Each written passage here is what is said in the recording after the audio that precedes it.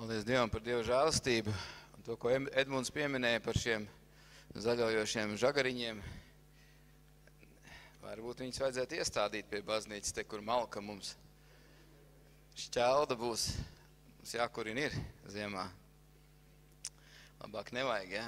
Edmunds saka, labāk nevajag izaugs kārtīgi kārkli, kārtīgi krūmi. Paldies Dievam par Dieva žēlastību, ka mēs varam viņu atkal pielūgt un slavēt.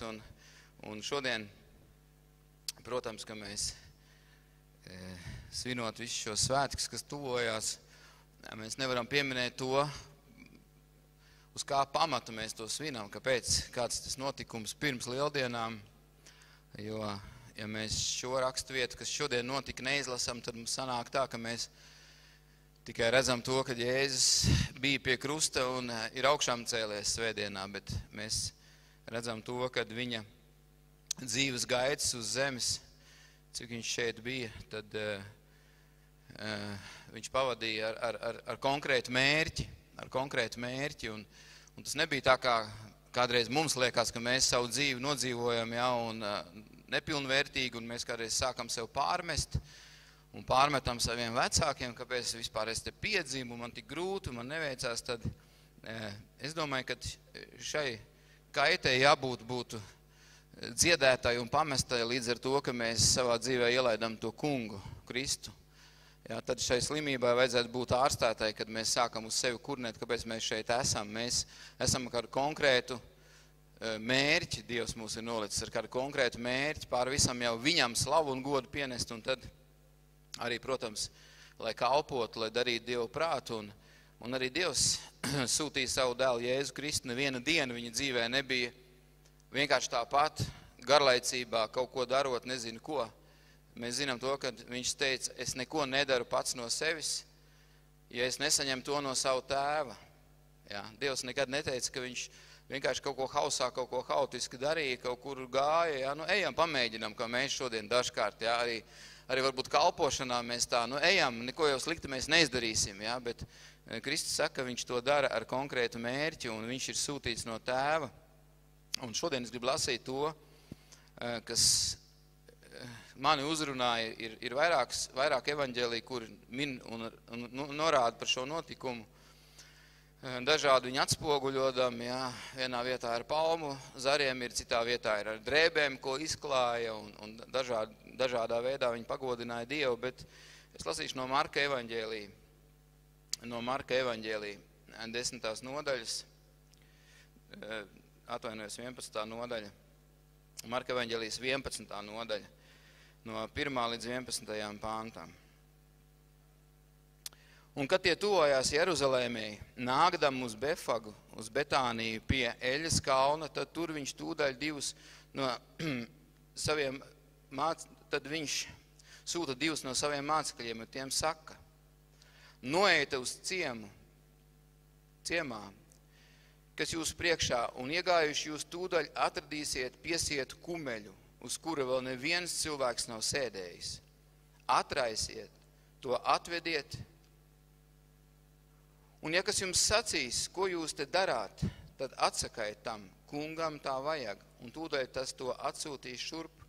Un tie nogāja un atrada kumeļu ārā uz ielas pie durvīm piesietu, un to atraisīja. Un kādi no tiem, kas tur stāvēja, viņiem sacīja, ko jūs darāt, ka atraisāt kumeļu.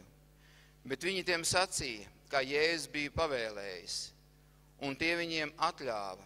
Viņi kumeļu atveda pie Jēzus, uzliek tam savas drēbes, un viņš sēdās tām virsū. Un daudz izklāja savas drēbes uz ceļa, citi kaisīja zarus, ko tiem bija nocirtuši laukos, un tie, kas gāja priekšā un kas sekoja, sauca, Oziāna slavēts, kas nāk tā kunga vārdā. Lai ir slavēta mūsu tēva Dāvida valstība, kas nāk Oziāna augstībā. Un Jēzus iegāja Jeruzalēmē, templī.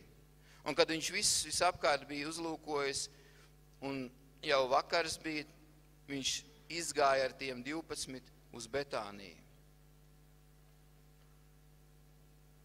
Es gribu tādu šorīt domāju un pārdomāju, mēs Mēs dažkārt varbūt priecājamies par šo rakstu vietu un par šo rezultātu jau.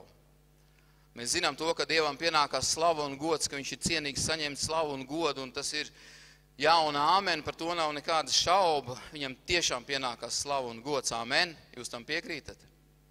Viņam pienākās slava un gods mūžīgi mūžos, vienalga, lai kas arī būtu mūsu dzīvē, vai mums ir veiksmi bijusi, vai neveiksmi, vai kā mums ir gājis, tas nav atkarīgs no tā. Dievam ir slava un gods, viņam pienākās slava un gods.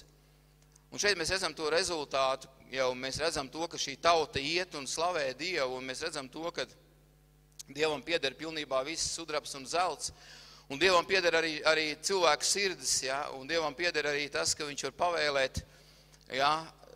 Neesot klāt. Viņš jau neaizgāja uz ciematu pie šiem cilvēkiem un nesarunāja tagad.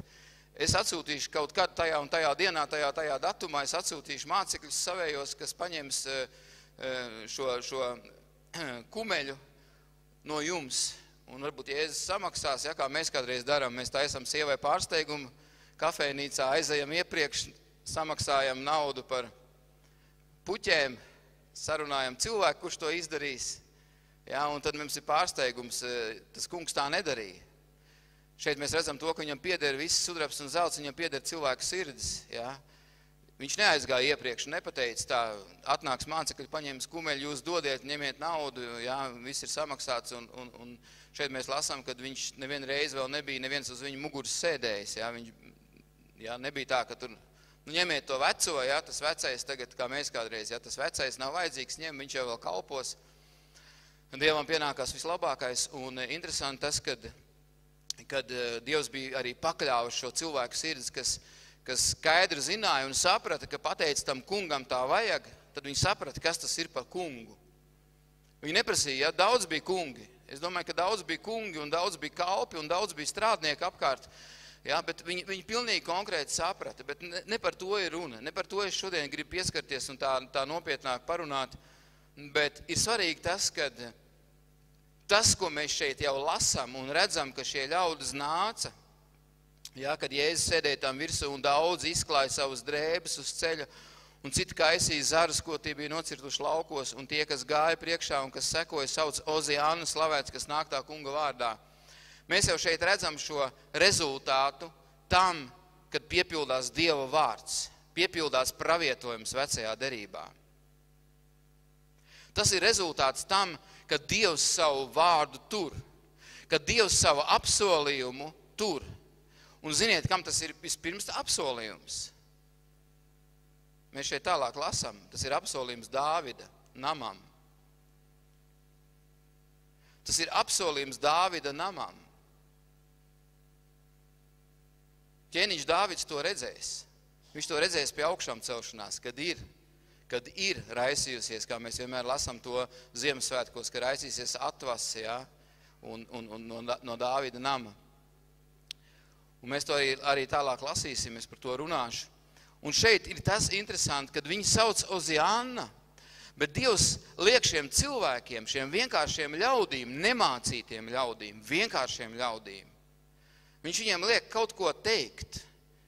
Viņš liek viņiem apstiprināt ar viņu mutēm, apstiprināt Dieva vārdu, to, kas bija pravietots un kas tagad patreiz, tanī brīdī, tanī momentā, kad tas tika izsaukts, ka tas piepildās. Un šeit ir tas, ko viņi teica.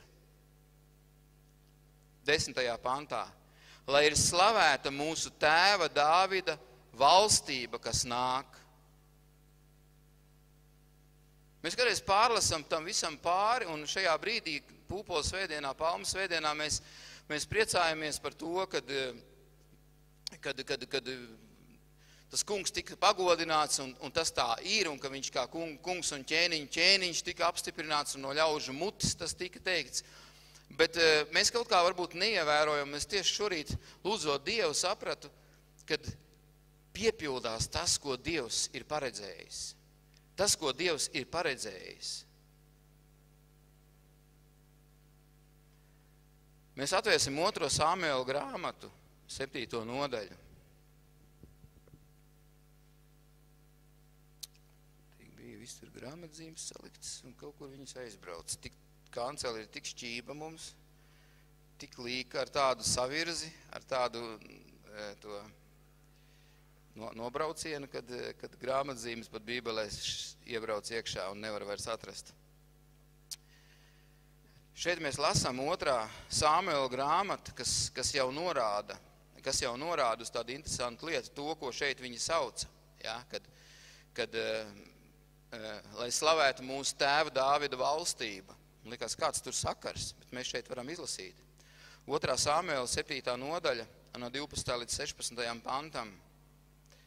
2. Samuela grāmata 7. nodaļa no 12. līdz 16. pantam. Kad tavs laiks būs piepildījies un tu dusēsi līdz ar saviem tēviem, tad es uzcelšu tavu dzimumu pēc tevis, kas nāk no tavām miesām. Tam es nostiprināšu viņa ķēniņa valstību. Un tas uzcels namu manam vārdam. Un es nostiprināšu viņa ķēniņa valstības troni uz mūžīgiem laikiem. Es viņam būšu par tēvu, un viņš man būs par dēlu. Ja tad viņš pret mani apgrēkos, tad es viņu pārmācīšu ar rīksti un ar cilvēka bērna sitieniem. Bet savu žēlastību es no viņa neatņemšu. Kā to neatņēmu no Saula, ko es esmu atmetis tavā priekšā. Nē, bet es, tavs nams un bet tavs nams un tava ķēniņa valstība, tie pastāvēs mūžīgi manā priekšā. Tava goda krēslam būs nesatricināmam būt mūžīgi. Šeit skaidri tiek parādīts un dota atbild uz to, ko šī vienkāršā tauta sauca. Ja? Lai slavēts mūsu tēva Dāvida valstību, kas nāk. Un šeit ir rakstīts, ka tas kungs nostiprinās šo valstību. Un vēl mēs varam izlasīt, kas to apliecina, ir Jāņa atklāsmes grāmatā, 22. nodaļa. Pat pēdējā nodaļa, Jāņa atklāsmes grāmata, 22. Šeit ir rakstīts, es, Jēzus, esmu, 22. Es, Jēzus, esmu sūtījis savu eņģeli, lai jums šo liecību dotu, draudzēs. Es esmu Dāvida sakne un dzimums, spožā rīta zvaigzne. Mums varbūt liekas, kā var būt Dievs Jēzus ir Dieva dēls. Bet mēs saprotam to, ka šis dzimums, ja, šī atvas raisījās, šis dzimums, ja, un tur mums ir jāsaka paldies jaunavai Marijai, beidzot. Ja, mēs pagodinām Dievu, mēs pielūdzam Dievu, bet šeit ir viss gods jaunavai Marijai, kur bija paklausīga. Ja, un no turienes arī ir tas, kad viņš bija gan cilvēks, ja, dzimis kā cilvēks, gan arī Dieva dēls. Un interesanti arī ir psalmos jau rakstīts, 132. psalms, 11. Tas kungs ir devis Dāvidam patiesu zvērestu. No tā viņš neatkāpsies. No tavas miesas augļiem vienu es celšu uz tava troņa. Redziet, šeit ir skaidri pateikts, šeit ir skaidri apliecināts. Un vecajā derībā ir tik daudz šo pravietojumu, tik daudz šo apliecinājumu tam, kad tas kungs nenāca vienkārši tāpat. Tas kungs nenāca vienkārši tāpat un negāja vienkārši tāpat uz šo Jeruzalēmu un negāja vienkārši tāpat kā kungs un ķēniņš, kad cilvēki viņu sauc un apliecināja, ja, viņa šo, teiksim, tādu iecelšanu ķēniņa kārtā, bet tas ir tāds pravietisks notikums. Jo mēs zinām, ka tajā laikā, kad šis notikums bija, kad Jēzus dzīvoja un Jēzus kalpoja, tad apmēram tas ir no Dāvida laika, ja, tas ir apmēram 1000 gadi šī starpība. Bet Dieva vārds nemainās, Dieva vārds nenoveco, Dieva vārds piepildās. Dieva vārds piepildās, Dievam nav nekādu šķēršļu, Dieva apsolījumi piepildās. tur laikam nav šī ierobežojuma vai kaut kādā veidā laiks, vai Dievs ir kaut ko aizmirsis, kā mums kādreiz liekas.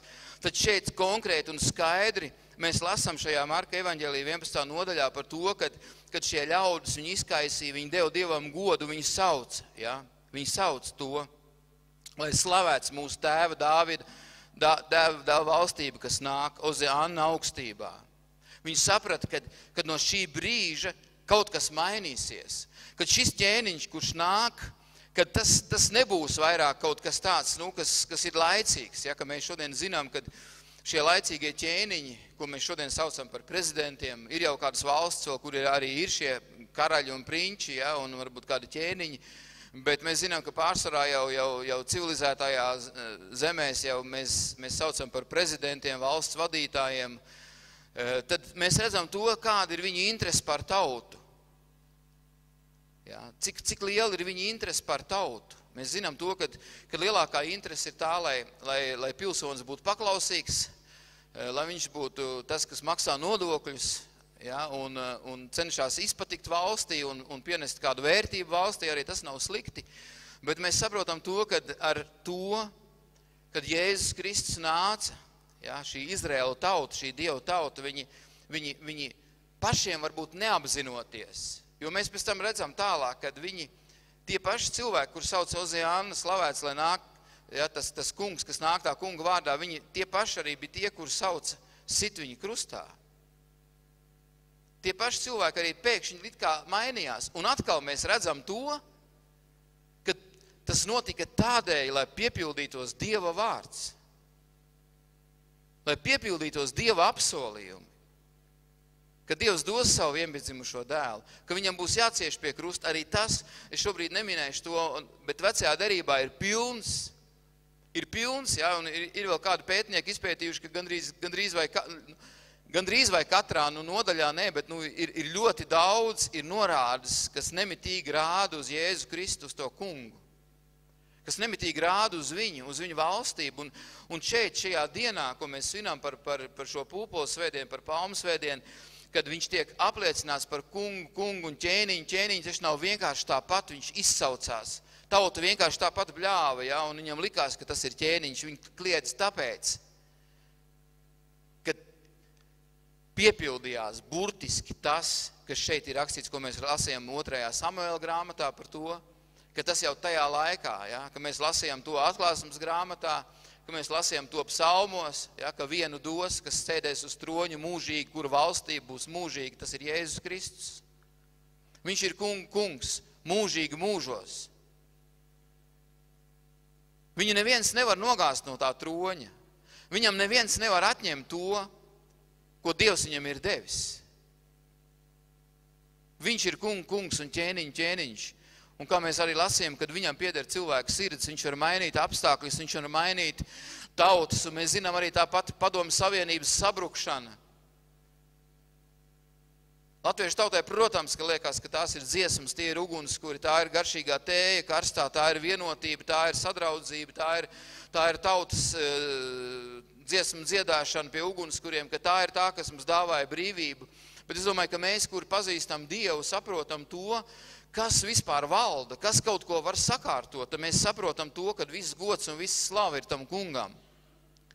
Visa gods un viss slava ir tam kungam. Mēs redzam to, ka viņš gāž laicīgos ķēniņus, viņš gāž laicīgās varas un pāri visam. Es domāju par vislielāko tādu nocietinājumu, par vislielāko tādu pretsparu.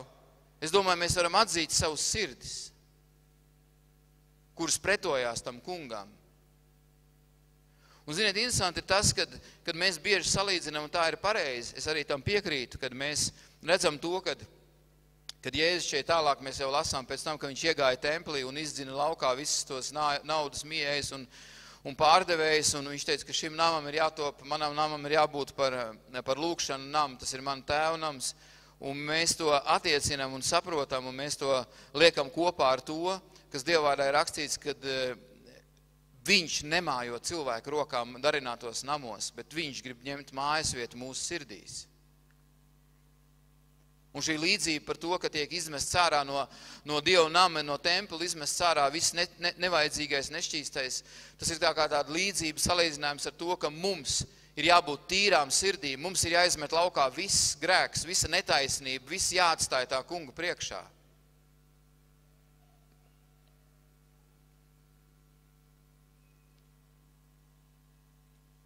Vēl kāda rakstuvieta no Lūkas evaņģēlija, 1. nodaļas, 31. un 32. pants.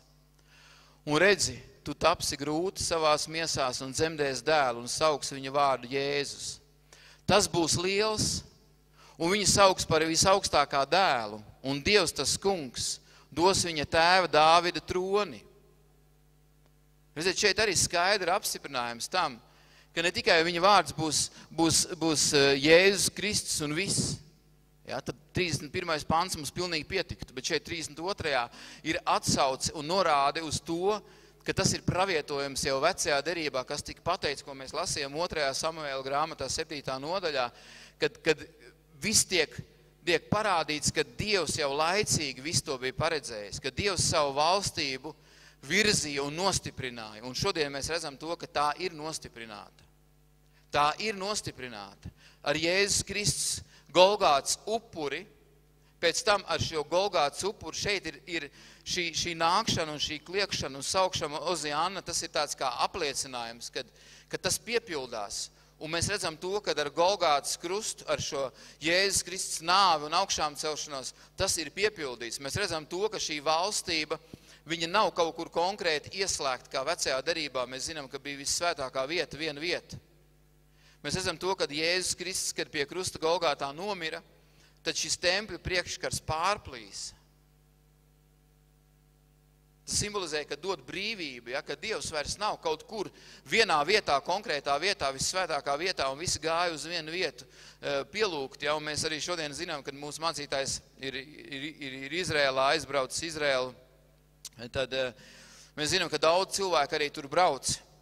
Un liek šīs zīmītes iekšā šajā raudu mūrī raksta, un viņiem ticība ir nevis Jēzum Kristum, bet viņiem ticība ir vēl tāda, manā skatījumā tāda vecā derības ticība, ja, kad ir konkrēti, man ir jābūt uz to vietu, man ir jābūt tai vietā, man ir jāpieskarās, un es neesmu tur pats bijis, ļoti gribētos tur aizbraukt, vismaz ne tādēļ, kad es tagad labāks kļūšu, bet ir interesanti droši vien redzēt to, ja, pa ko mēs lasām Dieva vārdā, ka tu to var redzēt. Protams, viss ir mainījies.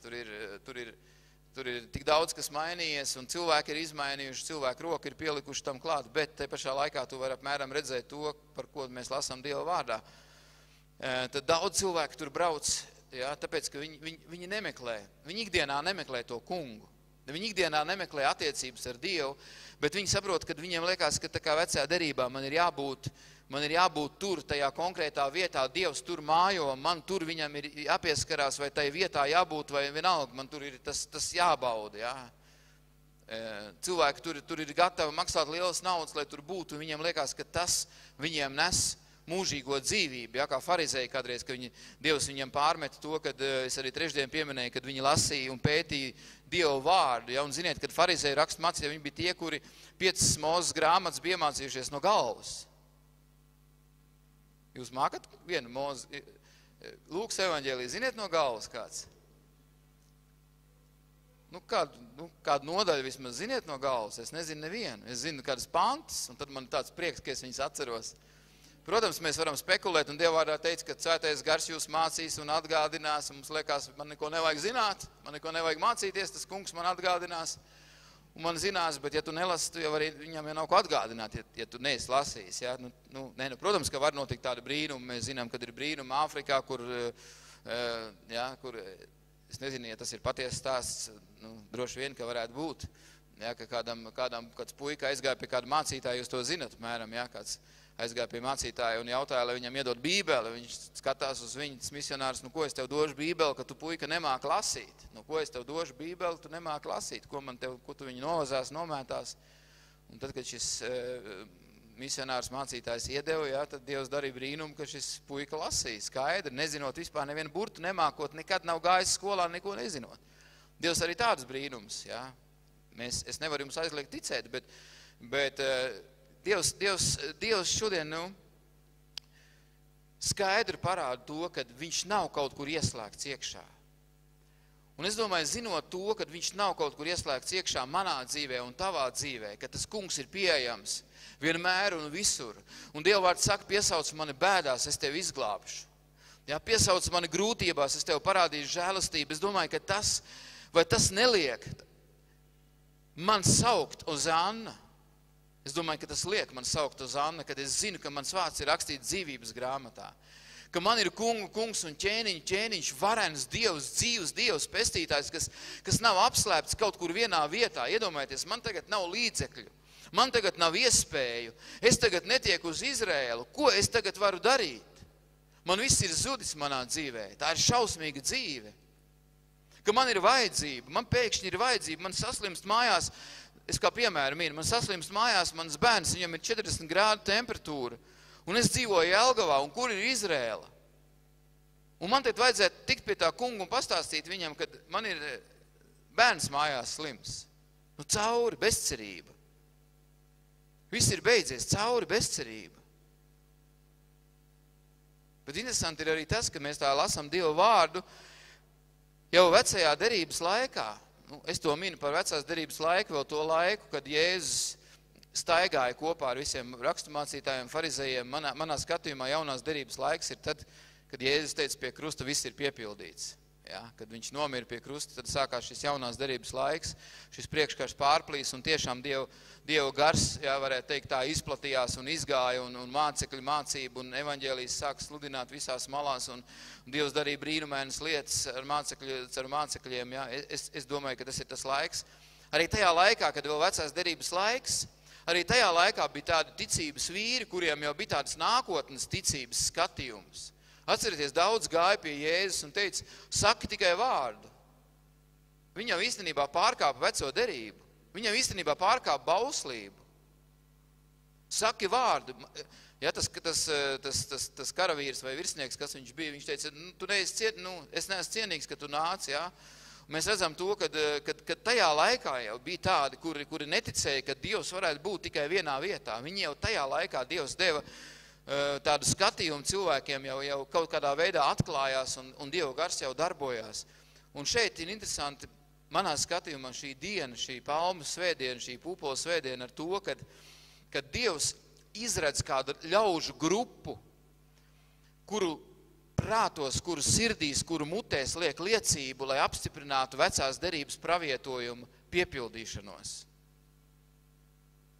Jo arī viņas neviens, tāpat kā šo kumeļa saimniekus, neviens nebija pārliecinājuši. Nebija jau tā, kad aizgāja tagad pie nemācītiem ļaudīm, mācekļi atvēra vaļā veco derību, atvēra vaļā Sāmuela grāmatu, ko es lasīju, vēl ļoti daudz atsaucas vecajā derībā ir uz rakstu vietām, kuras norāda uz Jēzu Kristu, uz viņu piedzimšanu, uz viņu valdīšanu, uz viņu, pilnībā viss ir parādīts, un tāpēc arī Jēzus saka, viss ir piepildīts, viss jau noticis, ja viss ir piepildīts, kam jānotiek vecajā derībā. Tad šie ļaudis netika apmācīti un teikt, šobrīd jūs sauciet tā un tā, sakiet tos un tos vārdus, tie tagad derēs šī brīdī. Tas kungs lietoja. Tas kungs lietoja. Tas kungs izmantoja, tas kungs lietoja. Un arī šodien Dievs lieto, un mēs arī redzam to tāpatās, ka mēs kādreiz domājam, ko lūgt, kā lūgt, un īsti nesaprotam, ko lūgt, par ko lūgt. Un tad ir tā, ka mēs lūdzam Dievu, un kāds cilvēks pienāk klāt un saka, tu tieši konkrēti lūdz par manu vajadzību. Ja? Tā nezinot. Mēs redzam to, ka Dieva gars strādā, Dieva gars darbojās. Dievs nav ieslodzīts kaut kur vienā vietā, vissvētākajā vietā. Mēs redzam to, kad jaunā derība ir tiešām ir piepildījusies, vecā derība ir piepildījusies, jaunā derība, ja, darbojās tā kunga apsolījuma, Dieva vārds darbojās. Mēs redzam to, un arī šeit mēs redzam to, ka tas kungs apliecināja. Šie ļaudis, viņi skaļi sauc, ja, viņi skaļi sauc to, lai slavēts mūsu tēva Dāvida valstība, kas nāk uz Jāna augstībā. Un tad Jēzus iegāja Jeruzalēmē templī un izzina ārā šos cilvēkus, kur tur bija uztaisījuši tirdziņu un pārdošanu, un šodien daudzās vietās arī ir, protams, tas tā ir, bet te pašā laikā Dievs saka, es nemājoju cilvēku rokā darinātos namos. Dievs grib mājot, un Dievs mājot tavā un manā sirdī. Un viņam tur ir galvenā vieta, un ja viņam tur nav vietas, tad ir jāsakārto attiecības ar to kungu. Tad jānožēlo grēku, tad jāsaka, kungs piedod. Dievs, esi man grēciniekam žēlīgs.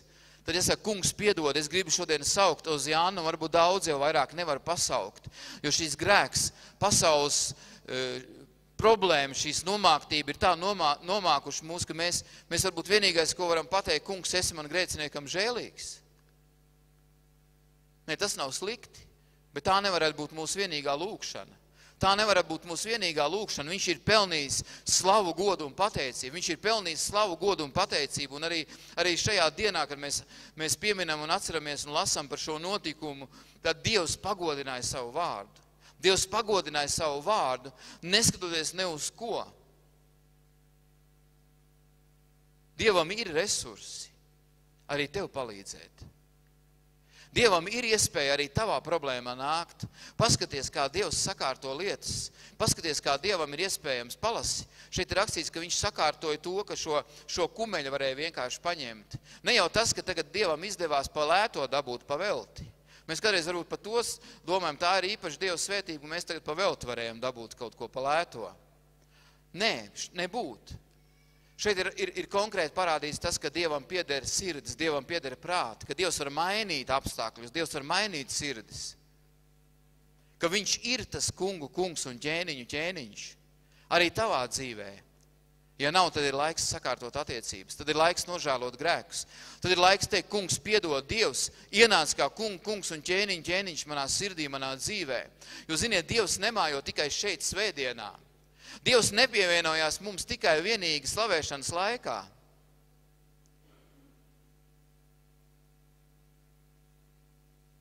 Dievs ir vienmēr, viņam ir jābūt. Viņš saka, palieciet manī, un es palikšu jūsos. Kalpošana Dievam, attiecības ar Dievu, tas ir daudz, daudz tuvāk, nekā mēs spējam to saprast. Tas nav slikti, ka mēs aicinām šeit priekšā cilvēkus un sakam viņiem, pieņem Jēzu kā savu glābēju un pestītāju. Es zinu daudz cilvēkus, ieskaitot kādreiz arī manu brālēnu, kurš teica, man aicināja, ko tad es darīšu, es pieņēmu ar to Jēzu, bet viņa dzīve vispār neizmainījās, pilnīgi nemaz. Es zinu kāds cilvēks, kuram ļoti patika kāda meitene, viņš gāja uz draudzi un viņš bija gatavs visu izdarīt.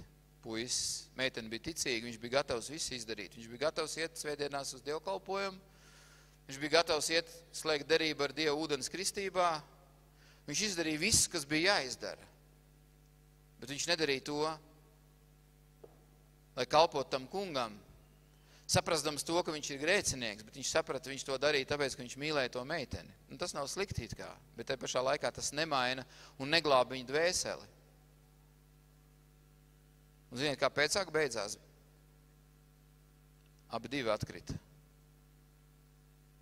Beidzās tā, ka abi divi nekalpo Dievam.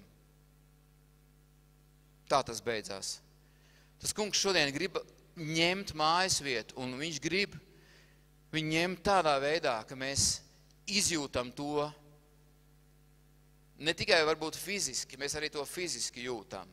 Mēs arī to fiziski jūtam. Jo, ja tas tā nebūtu, tad Dāvids nebūtu teicis, tad, kad viņš sagrēkoja. Atceries, ko viņš teica? Kad Dāvids sagrēkoja, zinot un pazīstot Dievu, tad vienā no saviem psalmiem, vienā no savām dziesmām, ko viņš raidīja pie tā kunga, ko viņš teica? Ka mani kauli panīk, mana miesa. Redziet, viņš izjūta pat fiziski to. Es domāju, tas arī daudziem mums norāda uz mūsu veselības stāvokli. Tuvimsimies tam kungam. Viņš nemājo slimā miesā.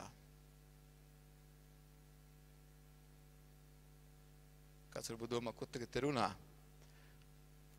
Vai tu vispār pats esi īsti vesels, vai kā tev ir bijis, tu gudri runā? Es zinu, ko es runāju. Tuvoties tam kungam, meklēt viņu vajag nekad nav par daudz. Pazemoties apakš Dieva varenās rokas nekad nav par daudz. Pārbaudīt savu sirdi nekad nav par daudz, ne tikai vienreiz svētdienā, piemiņas mīlestītes svētdienā. Ziniet, kad nāk tas kungs, kad viņš nāk ar savu varenību, kad viņš nāk ar patiesību, kad viņš nāk ar spēku un ar dzīvību, tad viss tas, kas nav no viņa, viņš pazūd. Viņš tiek noārdīts, viņš sadeg kā pelavas. Es runāju par mūsu sirdīm. Es runāju par mūsu sirdīm. Viņš ir kungu kungs un ķēniņš, kurš grib ņemt vietu tavā un manā dzīvē, tavā un manā sirdī.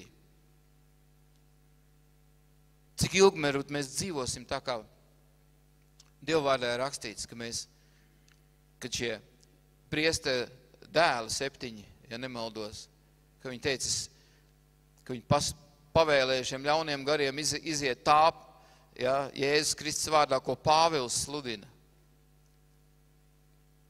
Dievs nav tā paredzējis, ka mēs tā novadām šo dzīvi, šo ticības dzīvi, ka mēs atsaucamies uz kaut kādu mācītāju.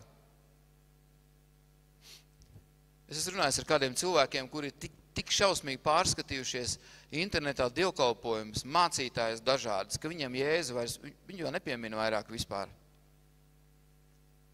Slavas un pielūgsmes grupas un dažādas notikumus, seminārus un kaut ko tādu, kad cilvēku prāts ir pārņemts, tā arī tāda, ziniet, ir daļa no tā visa svētība un ir daļa no tā visa, ko mēs varam pieņemt, bet ja tu neturies pie tā kunga, ja tev nav ciešas attiecības ar Dievu, es nezinu, vai tu varēsi izšķirt to, kas tev ir vajadzīgs un kas nav vajadzīgs. To es varētu attiecināt arī uz grāmatām, garīgām, literatūru un uz dažādām lietām. Un tāpat tie mācītāji ir svētīgi brīži, ir svētīgi, bet mēs esam cilvēki. Liec savu pamatu uz to kungu. Liec savu pamatu uz Dievu vārdu. Salīdzini visu to, ko tu redzi un ko tu dzirdi ar Dievu vārdu.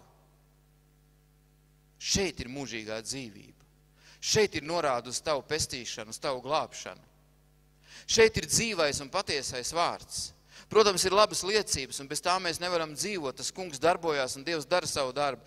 Bet ja mēs dzīvojam tikai un vienīgi uz svētībām, uz to, kur kaut kas notiek, mēs skrienam un meklējam, un mums nav šīs attiecības ar mūsu pestītāju, vai mēs varam saukt uz Janna?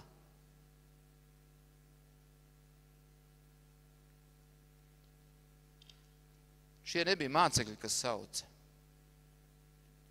Citā rakstvietā mēs lasām, kad arī mācekļi gāja un viņi bija arī nesaprašanā, jo tur kāda raksta mācītāja farizēja apkārt teica, lai apklusina. Lai apklusina tos bļāvējus un mācekļus, jo mācekļi gāja un mēs ticam, ka svētā gara spēkā viņi runāja pravietiskas lietas, viņi runāja un apliecināja to kungu. Viņi apliecināja un runāja par to kungu, viņi runāja un teica viņa varenos darbus, tur rakstīts, ja, tas nozīmē, ka viņi skaļi izteica liecības, skaļi izteica Dievu varenos darbus, ko Dievs ir darījis, viņi to skaļi izteica, un tie, kuri, protams, nesaprat, un lai gan viņiem vajadzēja saprast Dievu vārdu, rakstu mācītājiem farizēji, ja jau 5 Mūzes grāmatas viss no galvas zina, viņiem vajadzēja zināt. Te pašā laikā viņi teica, apsauc, beidz, ko viņš te bļauj, kāds ķēniņš nāk, mums ir ķēniņš, mums vairāk citu nevajag, mums jau ir viens. Bet viņi nesaprot to, ka tas ir siržu ķēniņš. Tas ir ķēniņš, kam pieder cilvēku sirds, kas ir pāri visām valdībām un varām, kas ir kungu kungs, ķēniņu ķēniņš. Jau tas, ko mēs izsakam, šis kungu kungs, kad augstāka nav, ka viņam pieder šo cilvēku prāti. Mēs kādreiz pat varbūt tā neiedomājamies un tā nepiefiksējam, bet es tā kādreiz padomāju, mēs šodien baidamies no Krievijas, mēs baidamies no Putina, mēs baidamies no Amerikas, tagad no Trumpa, vēl mums ir 2 tādi lieli tādi, ja, no kuriem mēs baidamies, un tad mēs baidamies vēl no visādām lietām, un cilvēks ir pakļauts bailēm. Jā, Dieva vārds saka, mums nav dots bailības gars, mums ir pakļauts bailēm, un mēs baidamies par to, un cits vairāk baidās par ekonomisko stāvokli, un tie, kuri biznesā par biznesu, par attiecībām, kā tagad ko pārdošu, un nekas neies, un kā būs.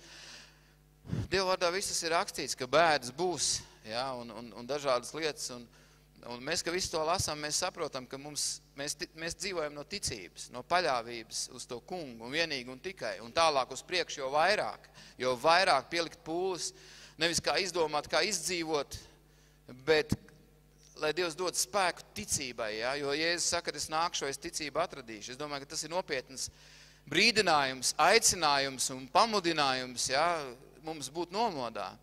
Bet saistībā pie tā, pie Putina un pie Trumpa un pie visiem citiem valsts vīriem, es tā kādreiz pārdomāju, es nezinu, vai jūs tā esat iedomājušies, bet viņiem visiem ir iespēja piespiest podziņu vai dot pavēli piespiest podziņu, uzmest atombumbu.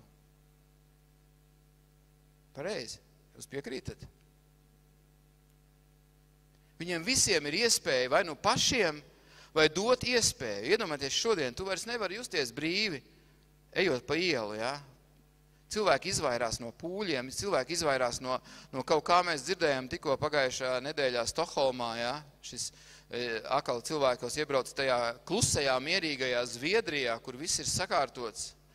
Es tur esmu bijis pāris reizes, ja? Un nekādas steigas, nekādas trakošanas, bet viss notiek, viss kārtojas tādā mierīgā vietā, notiek šādi te gadījumi.